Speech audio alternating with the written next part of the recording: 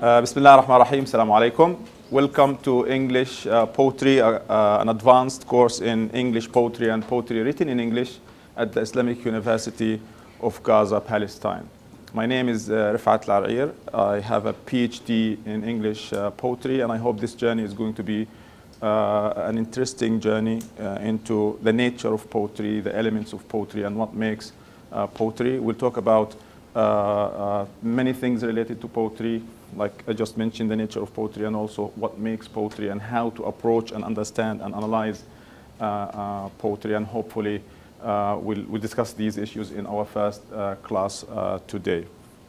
Okay, when we talk about poetry, we talk about a special kind of writing. Okay, so let's at the beginning talk about my main objective from this course. When you prepare a course, it's always good to have an idea in mind. Why are you teaching this? What do you expect the students, the participants to understand, to get? What are you going to equip them with? Personally, every time I teach a course, any course actually, I have one major goal in mind. I claim that I want to change my students' lives, hopefully to the better. Because I do believe, and this is, for many people, this is literature. What is literature going to change about me or in me or for me or around me? It doesn't put probably food on table. It doesn't, I don't know, make me rich. Although it does most of the time if you are a successful writer, especially if you are a novelist. So I say the first thing in my course is that poetry is about making us better human beings. Poetry is about improving the way we look at things, the way we deal with others, the way we deal with life, with difficulties, the way we deal with ourselves, the way we treat ourselves, the way we think about things. And probably I usually mention this, how poetry is self-expression, and you said this already before. How poetry is self-expression. There's something you feel, that the urge to get it out. Whether you want to communicate or not, whether you want people to react to your self-expression or not. Poetry, literature is an act, a very significant act of self-expression. I don't want to exaggerate, but could be as important as the need to eat sometimes. And sometimes we write poetry to reach out to others, to communicate. But the fact that poetry has to be taken in this light, in the light that it's a life-changing experience, is what I care about in this course. Probably a poem is not going to change your life, or a line of verse, or a school of poetry, but the way you deal with language, the way you deal with poetry, the way you look at literature, to me is significant. So hopefully we're going to work together and try to understand the nature of poetry from this angle, how we're going, like I quote a poet, an American critic, who says that poetry, something like, don't let poetry be, engage. Make it part of your life. Don't just look at the poem, say wow or aha, and then go back home as if nothing happened to you. So we'll see how this course is going to do that. And the second thing is that how poetry, the construction of poetry, the essence of poetry, how poets select and choose, how poets construct their poems, in the light of what we're going to discuss in a bit. You already studied in a course before how art imitates life, the theory of imitation, and the huge dispute and quarrel between Plato and Aristotle. And what did Aristotle do to poets? He banished them. He kicked them out because he believed that poets are corrupt, they're liars. Or because he believed that essentially they can't imitate because they are imitating an imitation. And then Aristotle says, no, there could be honest or good imitations of life. And then we speak about how life imitates art. How life imitates art. We see this all the time. We see how fiction, works of fiction, could change lives, change people's lives. And I usually challenge people saying that perhaps a lot of what we know, maybe a lot of the ethics, the morals, the manners, are things that we acquired from TV, from cartoon, from stories, from things that probably didn't happen in real life, just figments of somebody's imagination. And then there is this how life creates art. And probably if create is a big word, let's say how life shapes art and literature. And this is a fact, because basically when you write poetry, sometimes people go crazy and just imagine, look at Harry Potter and J.K. Rowling. If you really think about how she came up with all these things that basically are not based on real life, because, I don't know, do you have a wand at home? Do you have a broom that you can use to fly? Do you just, what's the word, desperate? What's the word when you move from one place to the other in Harry Potter? Okay, we'll get it later. So, art, but again, the themes in Harry Potter are taken from life. Love, fighting evil, friendship, the power of family, the love of parents. These are themes based on real events and experiences. But when I talk about literature, I like to talk about point number 4. How, again, and this is connected with my big goal, big objective, how poetry is about changing our lives. Literature is about changing our lives. So when we talk about art creating life, art shaping life, it goes under the same issue. Can you think of an example? Can you probably think of a poem or a poet that could help us understand the last point, art creating life, please? I think it could be like by inspiration. When a poet writes something for the whole people, some miserable life may be changed because it was affected by his words. So maybe Mahmoud Darwish, when he writes about Palestine, about struggling, the Palestinians will be affected. So they will fight and fight until they reach their hopes. So the Israeli occupation was against the poet, not the Palestinians themselves. He was more dangerous for them than the... Okay, so you're giving me examples where poets create and change and inspire. Probably, as you know, the Israeli occupation usually accuses those people of inciting violence. Because we do. Sometimes you listen to a song, you listen to a poem, and it's just like you want to fight back. We have this urge. Any other example? Please? When you handle a text and you try to find all the aspects it's offering and try to look for other meanings to a word, it helps us and teaches us in real life how to look to other aspects and face another options and try to be more creative. It's like an Indiana Jones kind of journey into the text that can be transferred into real life. How to seek things, how to seek truth, how to read between the lines. Other faces of one thing. That's a very good example also. Please. Also, I see that when we move from a generation to another generation of poets, before there was a complex meaning, a complex words, complex theme of life, but then we focus more about the common people, about the ordinary life in our society.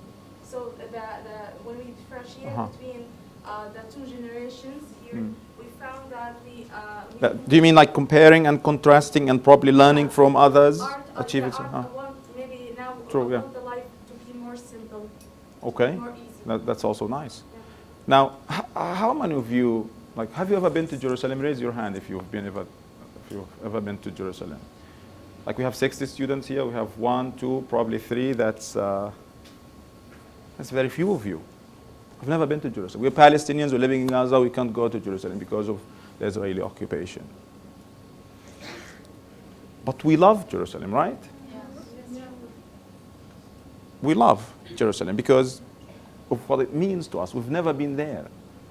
But believe me, when you go there, you will feel that you've been there hundreds of times because you read about Jerusalem in literature, in story. Of course, it doesn't mean that khalas, we should take Jerusalem in the poem or in the story and that's it. No. But in literature, Jerusalem is back to us, comes back to us. it's true that there is suffering, there is pain, there's occupation, and that's why Tamim al-Barghouti, as a Palestinian poet, as a young Palestinian poet, I think is doing a great service to the Palestinian cause and the Palestinian struggle. When you read Tamim or you listen to him reciting his poem Fil Quds or other poems, he brings you a lot, he takes you to Jerusalem. You live Jerusalem. He takes you back to it. You liberate it for just a little bit of time. And if there is hope, if you can imagine a free Palestine, free Jerusalem, probably you will work towards that.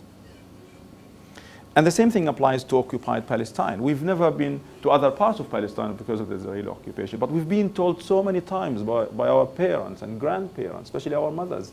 They've been telling us stories about Palestine, Yamli Blad in the past, the good old days, how Palestine was, all nice and beautiful, unoccupied, unraped.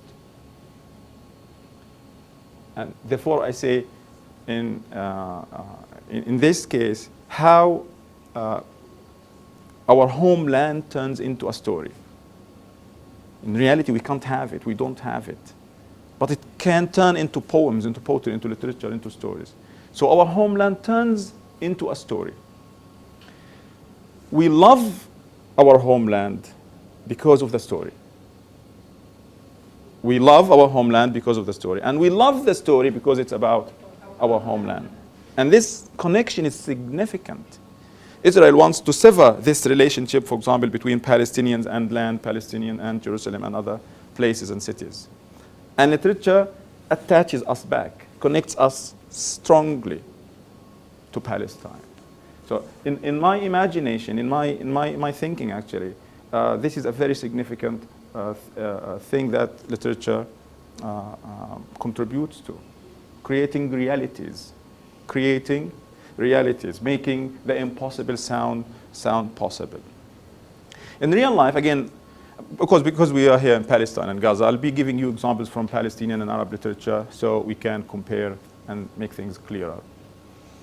We all know Fadwa Tuqan, the Palestinian poet, and please do not introduce her as Ibrahim Tuqan's sister. Let's talk about Fadwa Tuqan as Fadwa Tuqan. And then somewhere else mention that, and by the way, Ibrahim Tuqan was her brother. Let's not throw her under the shadow of a man, even if this is her brother who is a great poet. We can't deny that.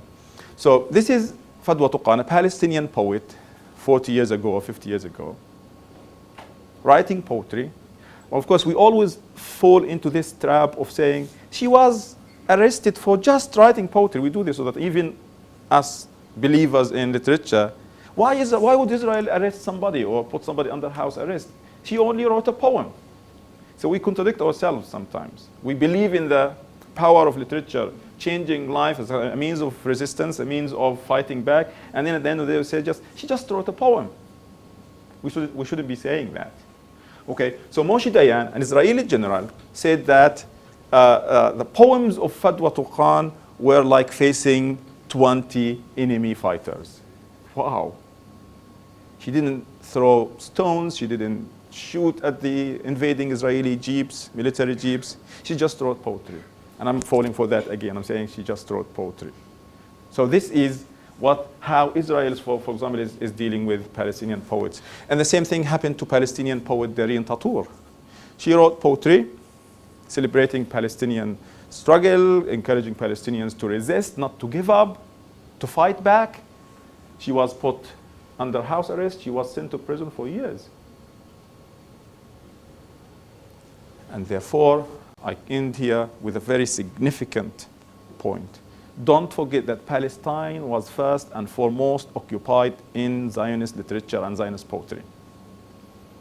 When the Zionists thought of going back to Palestine, it wasn't like, oh, let's go to Palestine. It took them years, like over 50 years of thinking and planning, all the politics and the money and everything else. But literature played one of the most crucial roles here. This is our class. If I tell you, let's move to the other class, you need guarantees that we're going to go there, we're going to find chairs, right? That the other class, the other place is better, is more peaceful, that we have some kind of connection, some kind of right. So for 50 years before the occupation of Palestine and the establishment of the so-called Israel in 1948, Palestine in Zionist Jewish literature was presented to the Jewish people around the world as the things I'll be mentioning some of them, but sometimes, again, there's a contradiction here. There's a paradox always. Palestine is a land without a people to a people without a land. Palestine flows with milk and honey. There's no one there, so let's go. We'll see how later on, how many even Jewish people were disappointed when they came to Palestine. Number one, there was no milk and honey. Because flowing with milk and honey is like you're just going to be groping around and milk and honey will be thrown at you. And there were people. There have always been people in Palestine. Okay, so these are examples of how poetry can be a very significant part of life. Okay, so this is my major point here. Let's see what Nadia has to say. Yeah. Should I go back? Go on. I remember I once read that some Jewish scholars came to Palestine to like investigate and see things, and one of them said Palestine is a bride indeed, but it's already married. Like when they found people. So Because there were people here. So Palestine is a bride, but it's already married. Married to another man. There's a book called Married to Another Man, by the way. It's about the same statement. There are people here. But the fact that Israel worked hard to ethnically cleanse Palestine, to kick Palestinians out, first and foremost in literature, yes, in politics and everything, shows how significant poetry is. So again, to sum up, Palestine was occupied metaphorically in the poem, long before it was physically and militarily occupied in real life. So let's do the same. Let's fight back. Let's restore Palestine in our writings, in our poetry, in our stories. Okay, the other objectives, other than, I know the first objective is like dreamy. It's like, yeah, I want to change the world with a poem. But these are the concrete objectives I'm planning here. So we need to distinguish all forms of poetry, the forms, the types of poetry. We need to try to understand the development of poetic forms and types throughout time and place. We need to become familiar with poetic imagery, figures of speech, literary devices, and how these are used to, support the meaning. We need to learn the basics of meter and music and sound, and of course, the tone and tone variation. It's going to come somewhere else. We need to consider the relationship between the form, the shape, and the meaning. Many students always ask me this question. Is the shape of the poem, if the poem, some poems will look like exactly like this. It's like a block. Why? Is this connected to the meaning, or is it haphazard, just random? No, it's connected. We'll see. We'll see about that. Is there a relationship? Okay, is this the right question to ask? Because some poems look like, like this. Shapeless, formless. Is this connected? Yes.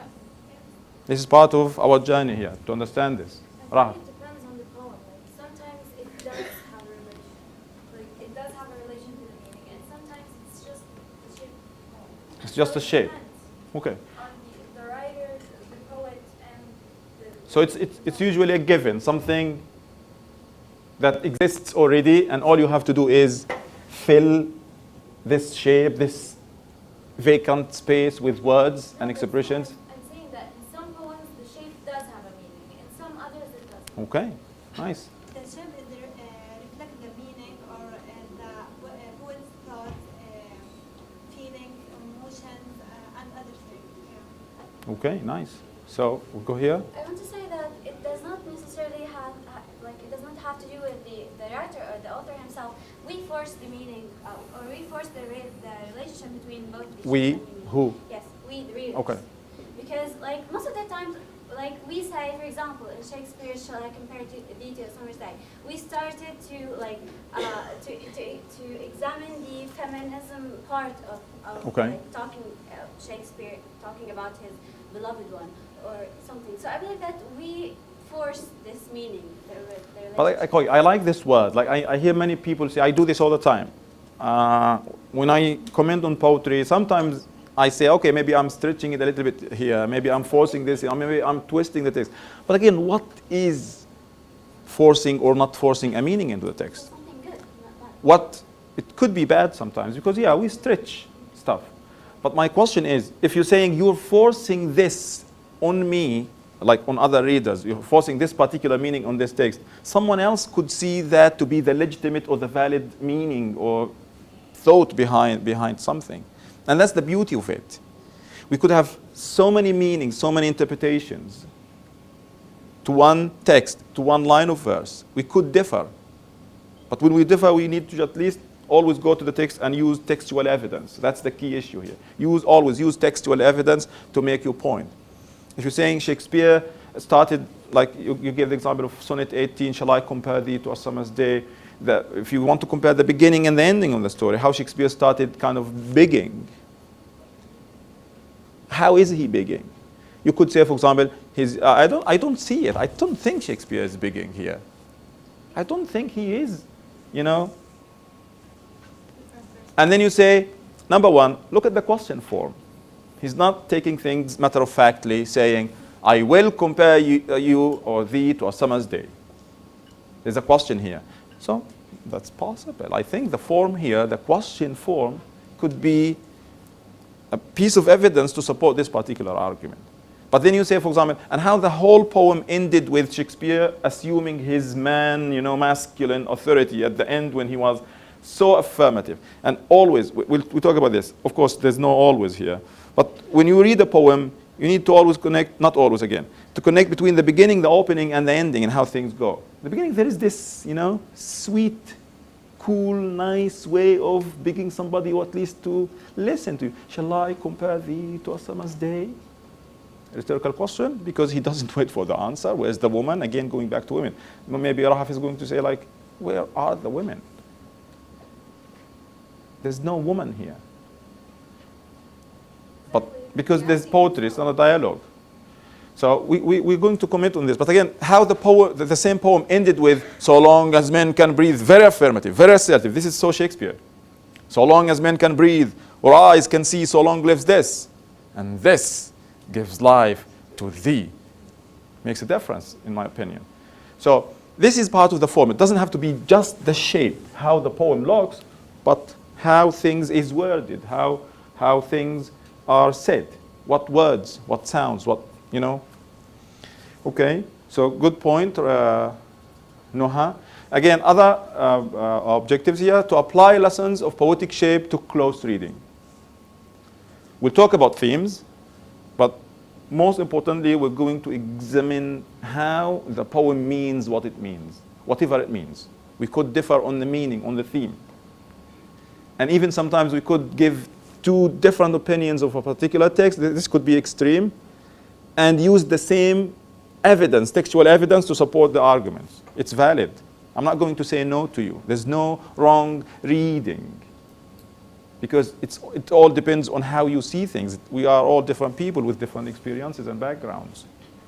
So close reading is significant. Trying to read between the lines. And the key issue here is that poets always choose things deliberately, meticulously, for a reason. And even when they don't do this, there's also a reason. Why didn't you say this? So it's not about, okay, why is Shakespeare starting the poem with, shall I compare thee? Why is he saying, shall I? Not, can I or could I?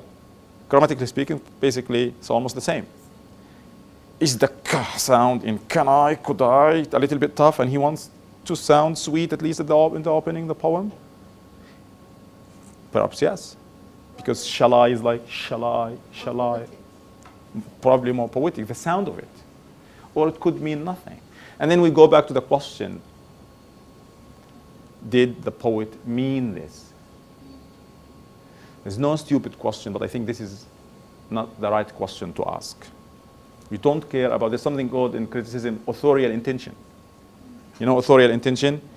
If you spend most of your time examining whether the author intended something or no, you're wasting your time. It shouldn't matter.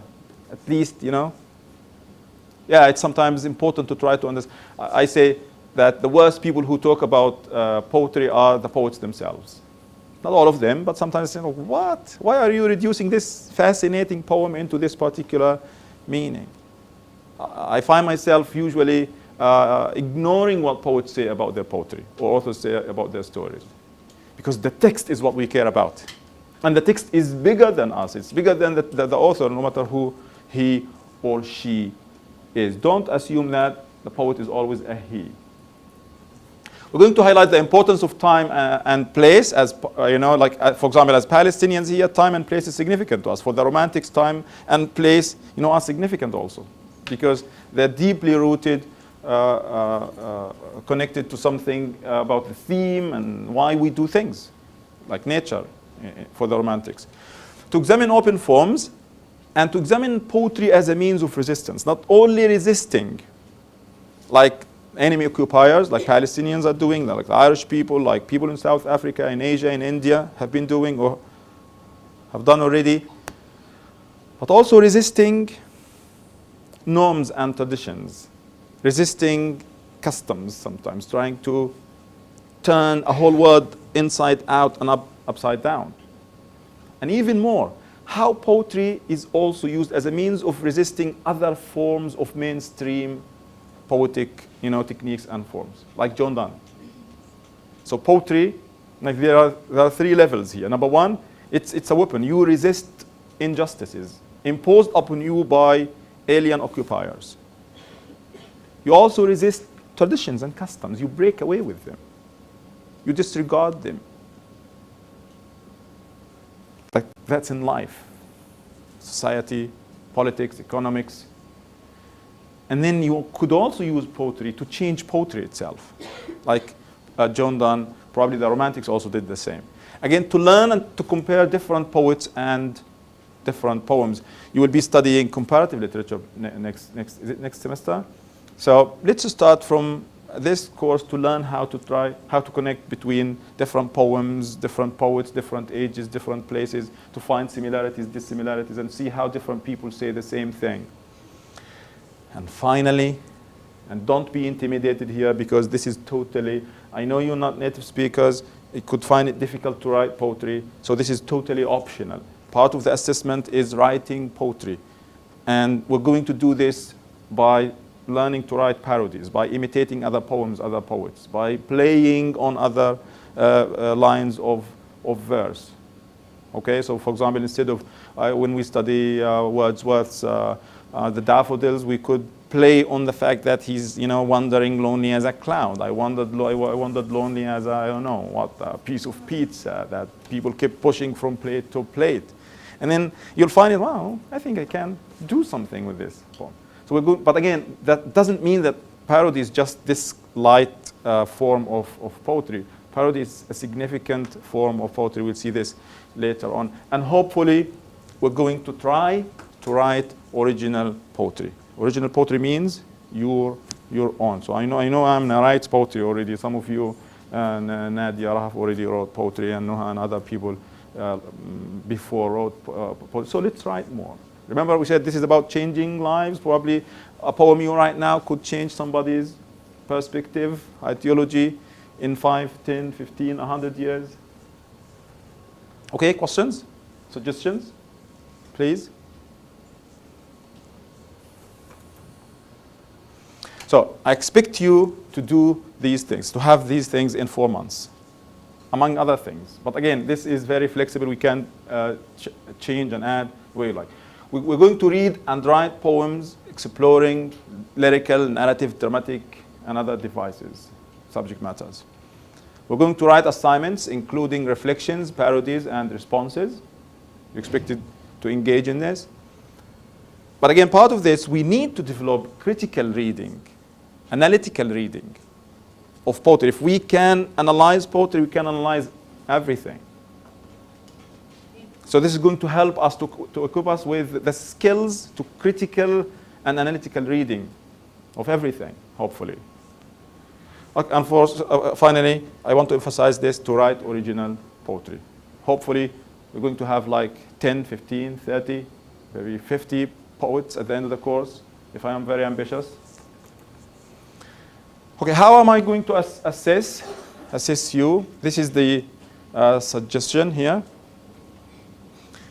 And again, look at this optional 20-mark assignment.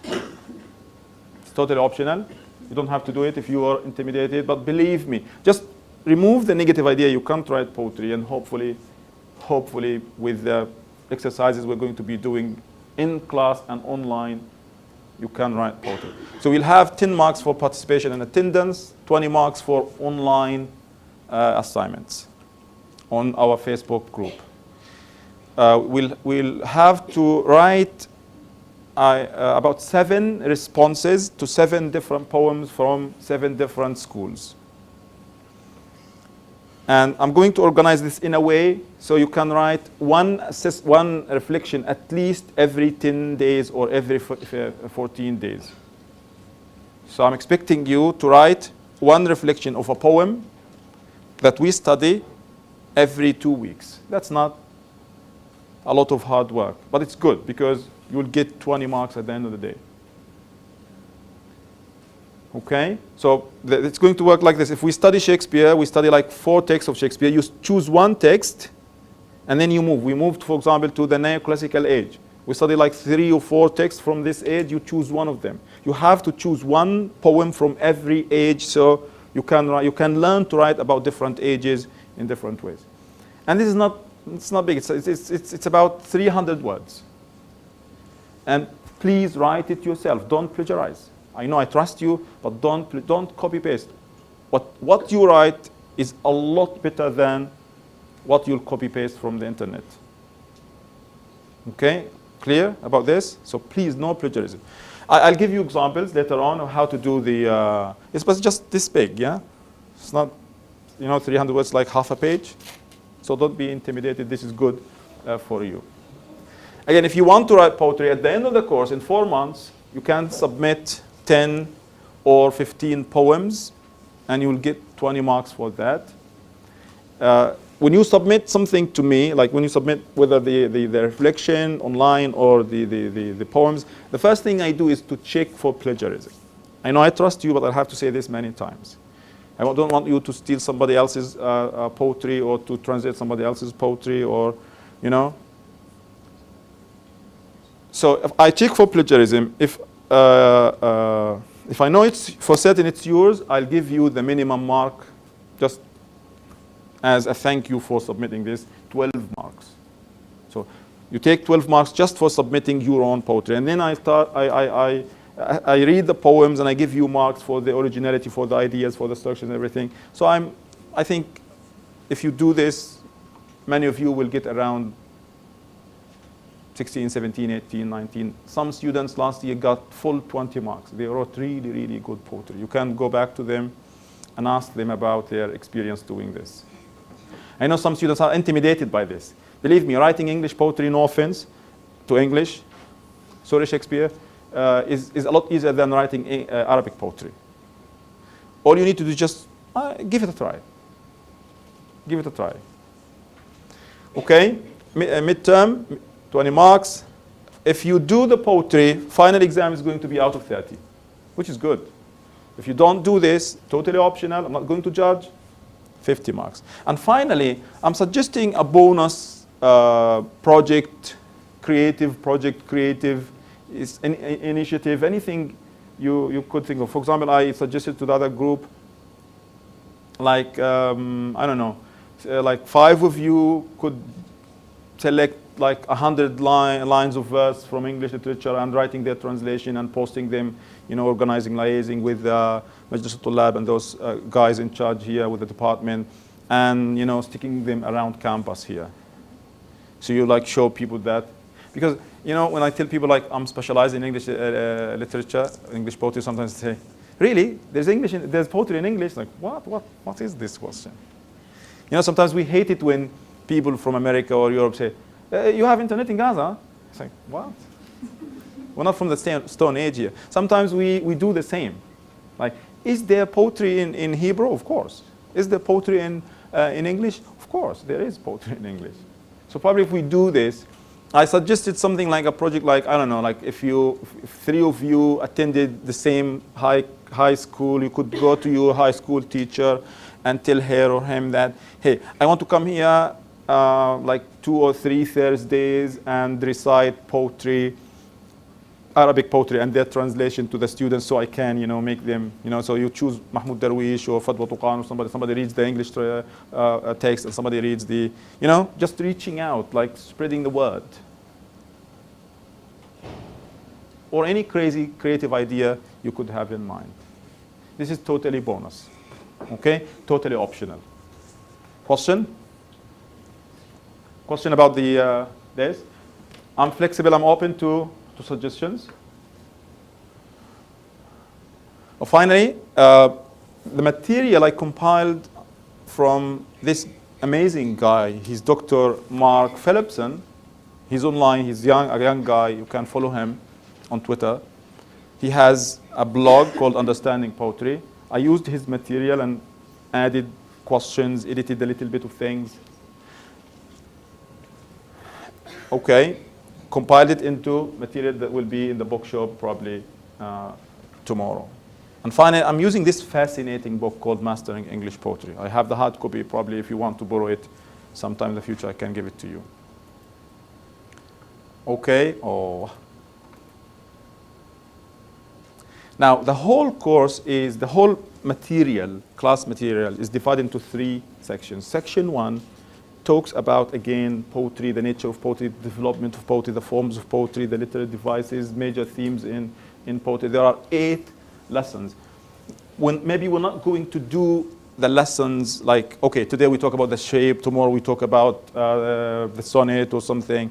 We're going to study the course in kind of chronological order from the late 16th century to Shakespeare to 17th century until today. So this is the core of our course. Number 2, selected poems from different ages, different eras, different poets. When we talk about the poems, we will discuss issues related to form, to shape, to literary devices, to imagery. The third part of the text included some critical essays, articles, to teach you how to write critically, comment critically on poems. And finally, there are exercises and exam samples for practice. I know you like exam samples so you can see how things go. Okay? Fine or not fine? Finally, to end the first part, there's this poem by Ali Abu Ni'mah that I really love very much. This was the unseen poem last year in the exam.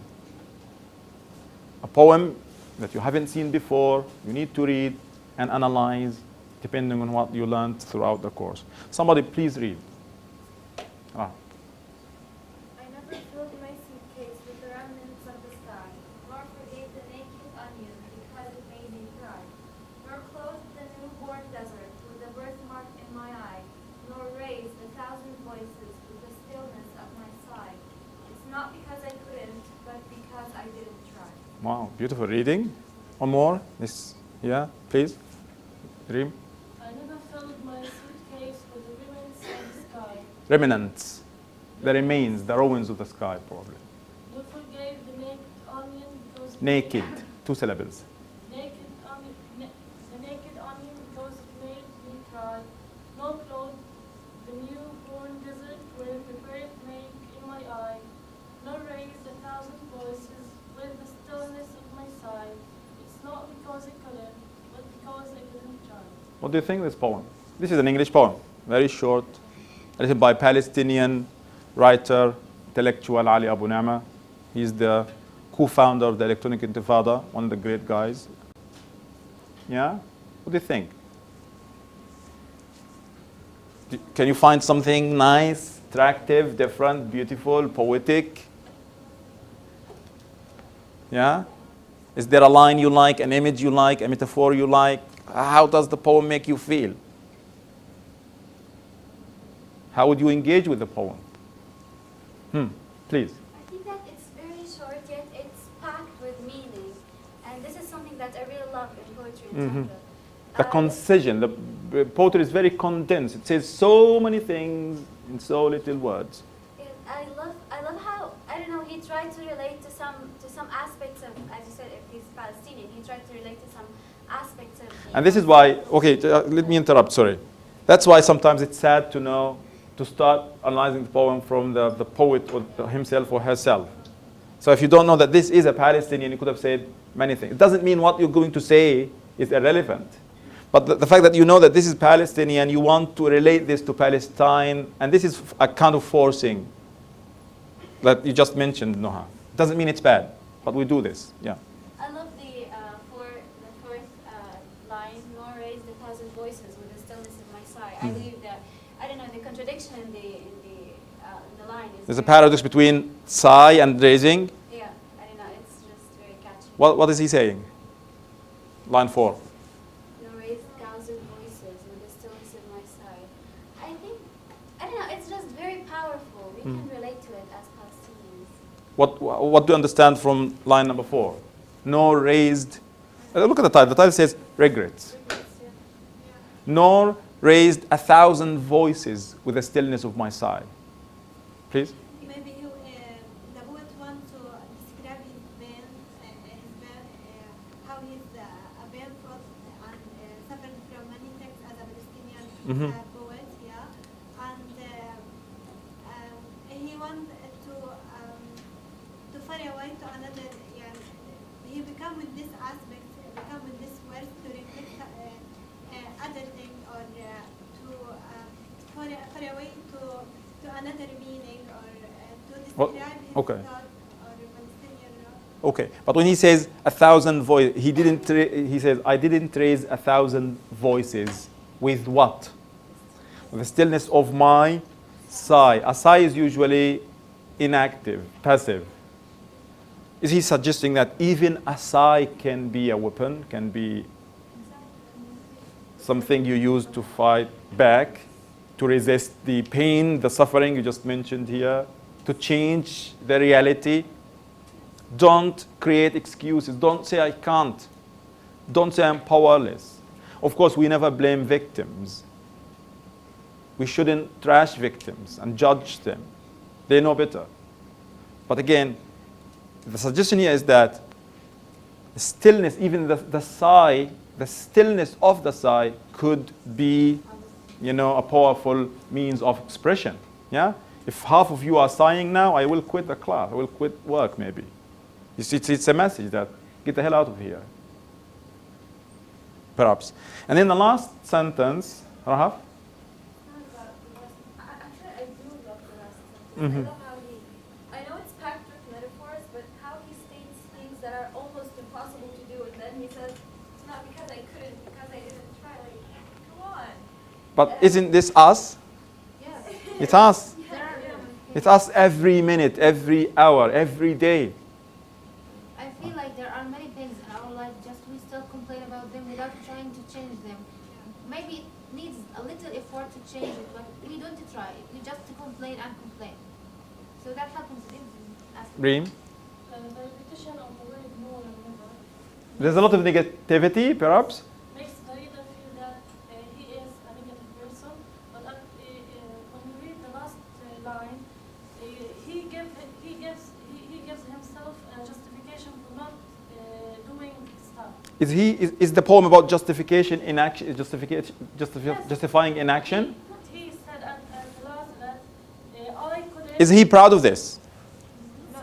He is? Okay. Okay. He merely admits that he could have, but he didn't. So it's not justification, it's just admitting. And sometimes confessing is good. Psychology, talking out. Again, this is about poetry, expressing yourself. If you keep lying to yourself, keeping things to yourself, it's not going to help. Getting it out, just getting it out. Can I say something? Okay. They always say that confessing or admitting that you're doing something wrong is half of the, like you crossed half of the way to healing or to dissolution. So I believe that this is what he's doing here. He's giving you, or he's confessing his problem so that we can maybe like do something about it. Starting from expressing yourself and taking things from there. When Haya? we're in a state of regret, we exaggerate things and we believe that we could have done everything, but we haven't tried. But actually, even if he tried, he wouldn't be able to raise 1,000 voices with stillness. Of course, alone he can't do it. Alone, he can't do it. But here he's saying that I should have done this. And then I think we should have done this. My voice, your voice, her voice, somebody else's voice. And then you have the 1,000 voices raised. If you keep it to yourself, it's not going to help. Now, okay, the idea about urging people to try, urging people to do whatever you can to change is probably the theme of this poem. Anything related to the form, the words, the choice, the diction, the sounds, the rhyme, you find interesting? Like Reem said, there is a repetition of never, no, no, no, not.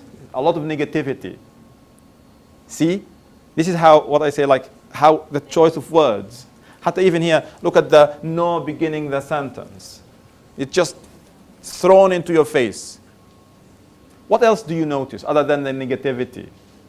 Please. The tense of the verbs, all the verbs are past simple. Past. He's now old and just regretting what he didn't make. On the way to the airport, he's traveling. Is this like actual physical travel, or this is traveling from young age to old age? Please. Sky and the cry and I saw it dry. All of these words have the same rhyme. Thank you very much. And this is the nature of Arabic language, by the way. Having the same rhyme, basically. I, cry, I, sigh. I. And look at the sound, not A, Roseanne, it's I. No, I mean, like we say in Shakespeare. Okay, yeah, okay. So this is going A. I like this connection between English and Arabic. When we write English poetry, we don't usually do this, but this is masterfully done by Ali Abu Nama. And look at the sounds, like sky, cry. He is actually, this is like part of the sighing here. He is sighing here. He's not suppressing his, anger, emotions, negative feelings probably, feeling of helplessness. He's getting it out there by the poem, but also here he is sighing. He said, I didn't even sigh aloud, but he's doing it here. And I like how the poem, and I usually ask this question, is the poet going to change? I know Ali Abu Nama, of course he's going to change. But the poet here, assuming that we don't know Ali Abu Nama, is the poet going to change? What do you think? Can you give evidence from the text? Of course, you could say yes, you could say no. It's up to you. Yeah. I don't think that he is going to change. He's just regretting what he didn't do at the past. Okay, nice. What's your evidence from the text? He used the past in all verbs. Either in couldn't, he didn't use I can or it's just. Yeah, he could have said I, but because I don't Yeah, try. he said, I couldn't. But probably, don't we say like the past simple is about something that happened in the past and finished in the past, finished actions in the past? Yes, it has finished. So is he now doing the opposite? I don't think that he will change. As Haya said, the poet here is in a state of over-exaggerated regret. So I think, because even all the examples he mentioned are kind of not that easy to try and succeed in. So maybe when he is in a more reasonable state, he will realize that why regretting not doing those things. They're not. Are you saying because he's even giving examples of doing the impossible? Doing the impossible? Like clothing the desert, for example? Yeah. But doesn't this usually reflect when we engage in something, usually people look at things we want to do as the impossible. Could be something normal, natural, like doing our rights. Like now tell somebody, I'm planning to travel outside Gaza. I know the travel, the siege, the borders and everything. People are like, it's like, what? You're doing the impossible. How? It's almost impossible. Very few people can travel here. So it depends on how you look at things, if you see what I mean. Like for others, for me, this sounded like clothing the desert. But all I had to do was raise my voice, was speak up, was talk, at least sighing. And the very act of writing the poem, Islam here, the very act of writing the poem is part of the fact that he is willing to change. At least if it's too late for him, because he's old, using the past simple, he is traveling, he's moving, at least for us, it's going to inspire us, it's going to change us. Please. I think he is going to change because he said, I'm going the way to an airport. He didn't say to the airport. He just don't know which way he's going to. But I love this. Does it make a difference between an airport or the airport? The airport, he knows his destination. But here he is being adventurous. Thank you. What's your name?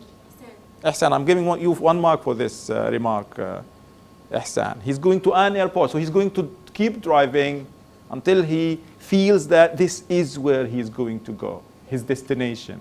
Not the airport. The airport, he knows where he's going. And this act of being adventurous is very poetic. 1 more, please. I think using the past tense, it's a message from him to leave like past in the past, and like he's saying that the future is ahead of him. Okay. I want to comment on one thing. Probably we can take this online because we need very quickly. Compare between Arabic and English. Yeah, sure. He will change because it's nafi isbat. But there are many negatives here. Yeah. Like didn't, couldn't, like nafi isbat. And he will change. Okay, so double negative could mean positive. Double negative, double negative, double negative. That's nice. I don't know.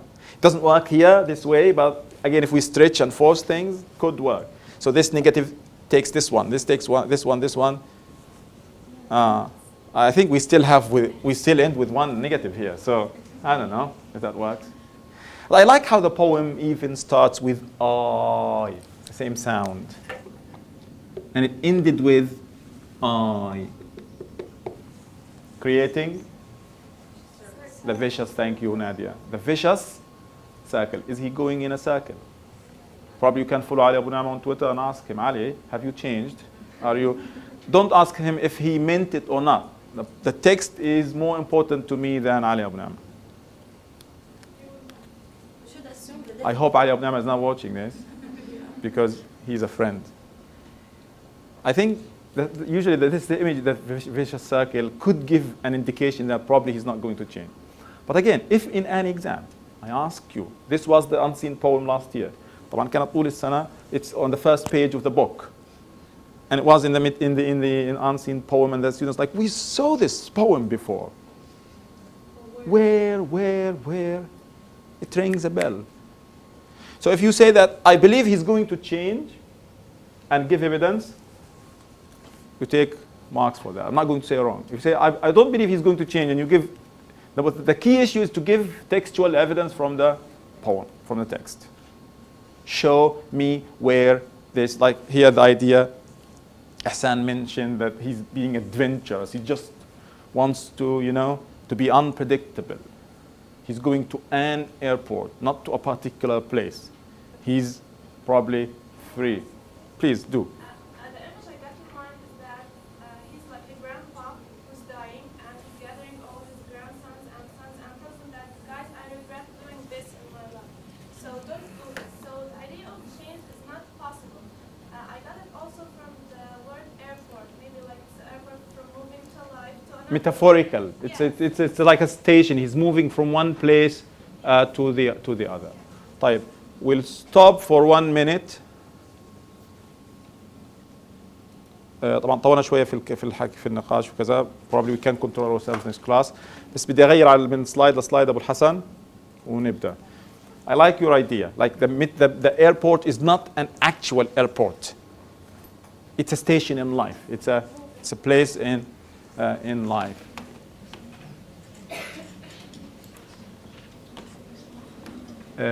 اعمل دبليكيت هان. دبليكيت. طيب ضلينا بس ناخذ المقطع الصغير ونتحرك عليه.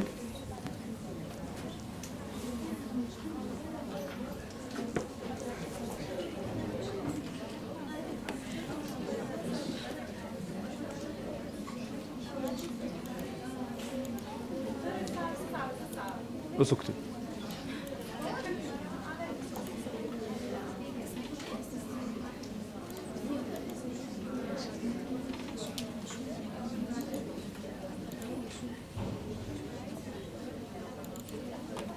طالعين من المحاضرة يا رهف قبل ثلث ساعة.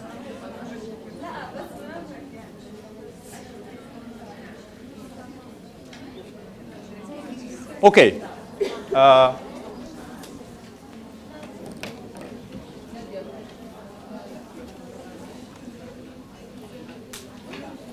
مغلباني الماوس، مغلباني شيء مش شايف.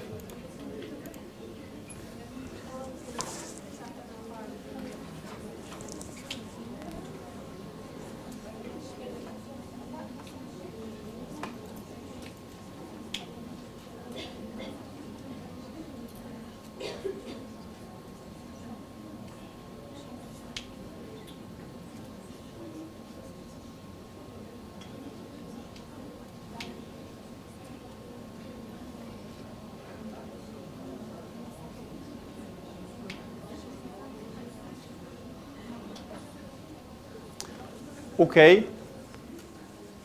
Okay, let's have this exercise before we end today's session. I'll give you 1 or 2 minutes maximum to try to list 3 reasons why you like poetry personally. What you like about poetry probably. Just be very brief. And the second question, can you list reasons why you think poetry is different or difficult? Why is it different from other forms of writing? Take 1 minute, listen very quickly. Why you like poetry, why you should like poetry, why we should like poetry, why it is important.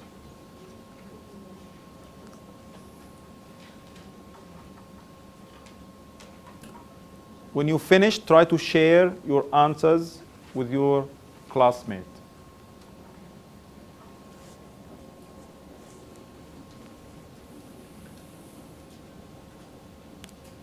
Okay, finished. 2 reasons, 1 reason. You don't have to write 3.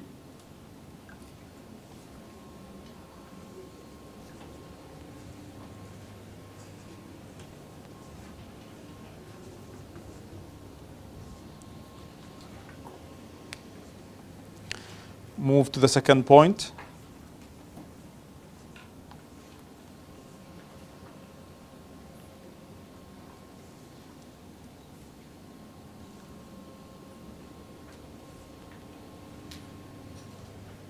You don't have to write full sentences, full elaborate answers. كيف حالك يا مرح؟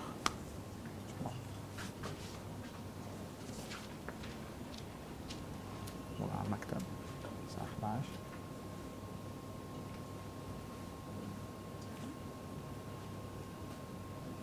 11.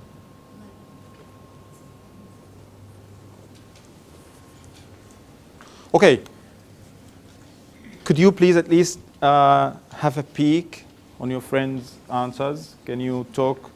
See if you have the same answers, different answers, same ideas, different ideas.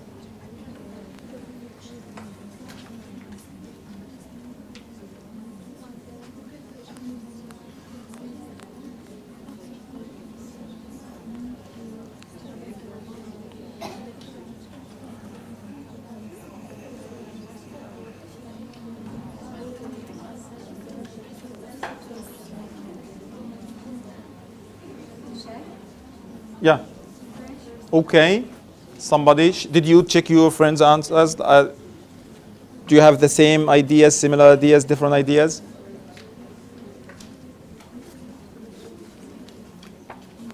Could you share, please? Yes? Question number one. Write down 3 reasons why you like poetry. Number 1, because it expresses our feelings. And number 2, I think that poetry gives us a sense for the life and without. Wow, I like this expression. Gives us a sense, probably a sense of direction in life. Yeah, and without poetry, there is no meaning for the life. Okay, that's too much, too extreme. Without poetry, there's no, I would say without pizza, there's no meaning for life. But, you know, we could differ here. I like your ideas. Please, Sarsawi. I like it because it's like a speaking picture with this end to life. Thank you very much. There's this thing of animating life, animating experiences. Please. Because it is not less than any piece of art, but it is music as it is beautiful as prayer. Oh, nice. Or is it as beautiful as, or probably more or less? More. Equally important. Even more. Sometimes more. Nice way of putting it. I like how poetry is not always clear and how it's usually metaphorical, so it makes you think, it makes you weigh the chances. Thank you very much, Rahaf. When we talk about texts, about poems, when we talk about people, about languages, I like to draw the iceberg. If you know me, you know the iceberg. Iceberg is not going to write itself this way. Iceberg. You know the Titanic? I always draw this. There's always a little bit of tiny, the tip above the surface. But what lies beneath, the hidden meanings, the implied, the stuff between the lines. And this is, again, the fun of it. The deeper you go, the more meanings you find, the way you connect things. So poetry sometimes is not about what it says, it's about what it doesn't say. And that's the beauty of it. More? I see that it's somehow musical, so I like music, so this is how like it soothes the soul. And also I feel that when you read poetry, you feel that you just spelled your heart out and you Thank can you. feel everything. Like I just Thank wanted you. to say this, and you just said it. And the one last point is that I read poetry because it makes me jealous, because I cannot really write the way that. So just you want to urge yourself to write poetry, you read more poetry. Why is poetry difficult or different? I don't. It's not. In my opinion, it's challenging. It's beautiful. Like there's a challenge of reading. It makes you different. Makes you special. Why is it different? What makes it different? Please. Because it's short, so Not all poems are short, but basically, yeah. In this course, I've selected like short poems. So the same poem, everyone will read it, but the poem touches us in different ways depending on our life and our situation. okay, nice. The size of the text. It's not a long text story or novel. Because not everybody can understand the hidden meaning of the poetry. Of course.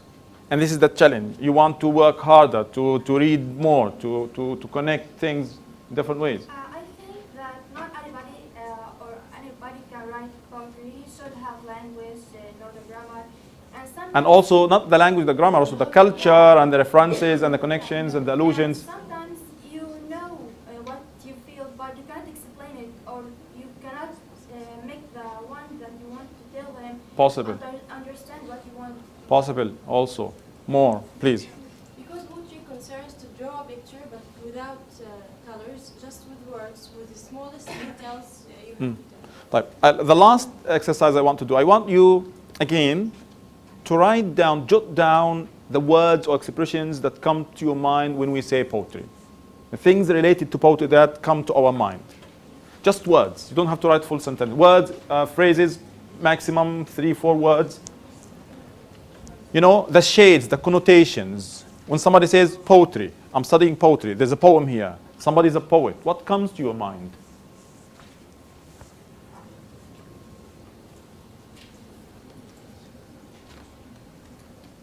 Done already? Yes. Oh, you're very quick. Write 1, 2, 3, 4, 5 things.